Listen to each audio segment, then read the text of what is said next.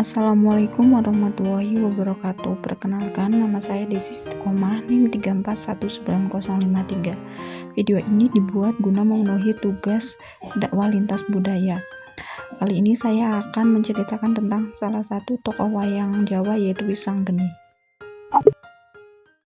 Bambang Wisanggeni adalah nama seorang tokoh pewayangan Jawa.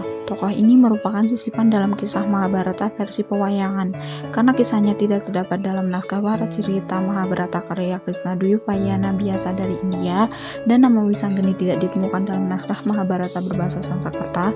Tokoh Wisanggeni diciptakan khusus oleh pujangga Jawa untuk kisah pewayangan. Dalam kisah pewayangan, ia dikenal sebagai putra Arjuna yang lahir dari seorang bidadari bernama Batari Dresanala, putri Batara Brahma. Wisanggeni merupakan tokoh istimewa dalam pewayangan Jawa. Ia dikenal pemberani, tegas dalam bersikap, serta memiliki kesatria yang luar biasa.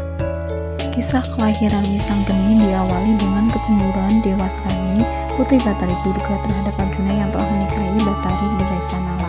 Dewasrani merengek kepada ibunya supaya memisahkan perkawinan mereka. Durga pun menghadap kepada suaminya, yaitu Batara Guru, Raja para Dewa. Atas desakan Durga, Batara Guru pun memerintahkan agar Batara Brahma menceraikan Arjuna dan Dresanala. Keputusan ini ditentang oleh Batara Narada selaku penasihat Batara Guru. Ia pun mengundurkan diri dan memilih membela Arjuna. Brahma yang telah kembali ke kahyangan segera menyuruh Arjuna pulang ke alam dunia dengan alasan Dresanala hendak dijadikan Batara Guru sebagai penari di kahyangan utama. Arjuna pun menurut tanpa curiga. Setelah Arjuna pergi, Brahma pun menghajar Dresanala untuk mengeluarkan janin yang dikandungannya secara paksa.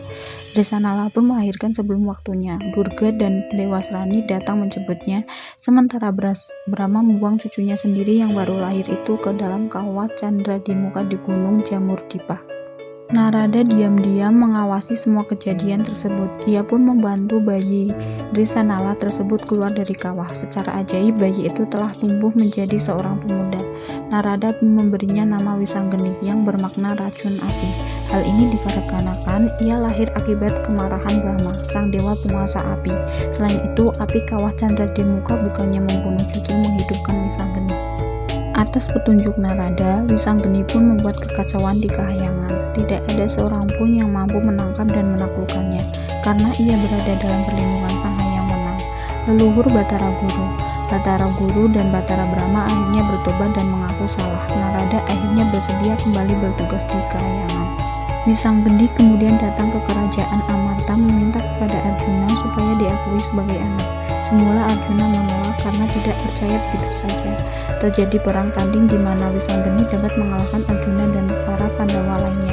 Setelah Wisanggeni menceritakan kejadian yang sebenarnya, Arjuna pun berangkat menuju kerajaan Tanggulmalaya, tempat tinggal Dewasrani.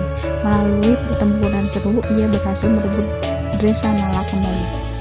Secara fisik, Wisanggeni digambarkan sebagai pemuda yang terkesan angkuh, namun hatinya baik dan suka menolong. Ia tidak tinggal di dunia bersama para Pandawa, melainkan berada di kahyangan Sang Hyang Wenang, leluhur para dewa.